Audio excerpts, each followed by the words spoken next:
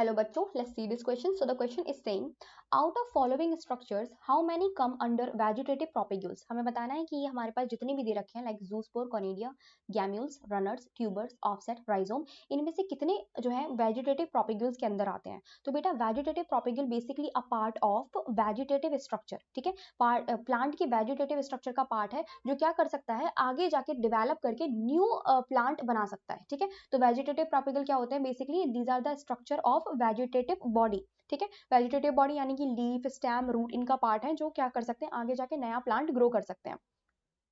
अब हमें बताना है इनमें से कितने वेजिटेटिव प्रोपेग्यूल्स हैं जो वेजिटेटिव रिप्रोडक्शन में काम आते हैं। तो हमारा सबसे पहले कह रहा है जूस्पोर, तो बेटा जूस्पोर को हम कैंसिल कर देंगे because zoospores are motile spores,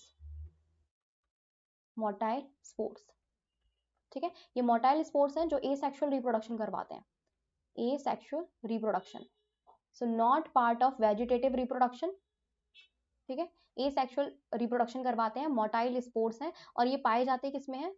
fungi, algae, ठीक है? इन सब में ये प्रेजेंट होते हैं। तो हमारा जूस्पोर तो कैंसिल हो गया।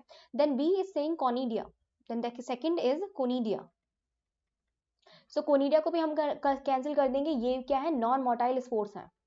ये क्या है बेटा? नॉन मोटाइल स्पोर्स हैं, ठीक है? And these help in asexual reproduction, और ये पाए किसमें जाते हैं? फंजाई में पाए जाते हैं।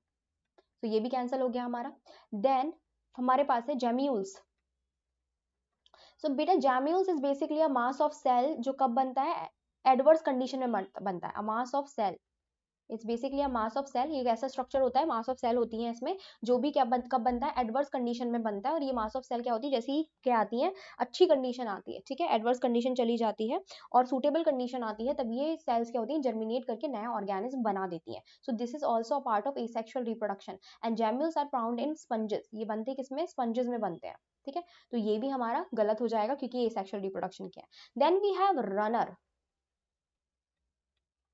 रनर। सो बेटा runner is basically a modification of stem. ये क्या है? स्टैम है। ये रनर क्या है? स्टैम है। It's basically subaerial modification of stem, ठीक है? तो ये हमारे किस में आ जाएगा? बेसिकली क्या हो जाएगा? ये एक वेजिटेटिव प्रोपेगुला है। ये वेजिटेटिव रिप्रोडक्शन में हेल्प करती है, वेजिटेटिव रिप्रोडक्शन करवाती है, ठीक है? वेजिटेटिव रिप्रोडक्शन करवाती है ये रनर।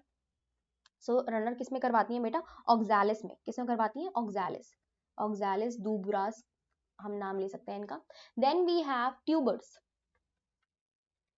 तो ट्यूबर भी बेटा क्या है? एक स्टैम है, अंडरग्राउंड स्टैम है। ये भी वेजिटेटिव रिप्रोडक्शन में करवाती है, ठीक है? Vegetative reproduction, it is a vegetative propagule, तो इससे भी वेजिटेटिव रिप्रोडक्शन हो सकता है। तो ये ट्यूबर का एग्जांपल हमारा क्या हो जाएगा? पोटैटो, ठीक है? देन वी हैव ऑफसेट, ठीक है? ऑफसेट भी बेटा क्या है? एक स्टैम है। It is a sub aerial STEM, ठीक है? ऑफसेट किसमें पाए जाते हैं? एक्वाटिक प्लांट से पाए जाते हैं, एक्वाटिक प्लांट में प्रेजेंट होते हैं ये, ठीक है? तो ये भी वेजिटेटिव रिप्रोडक्शन करवाते हैं। और ऑफसेट का एग्जांपल है हमारे पास इकॉर्निया,